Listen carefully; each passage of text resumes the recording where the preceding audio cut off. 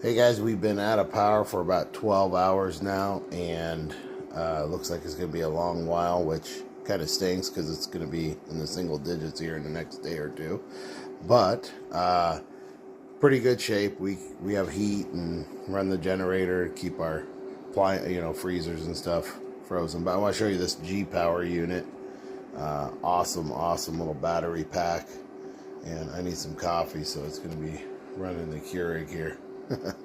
We can cook on the stove too, but I'm being lazy right now and I want a cup.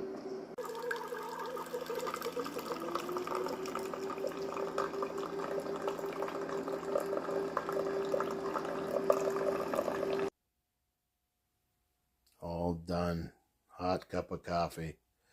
Get yourself one of these G Power units. 1500 watts. Awesome.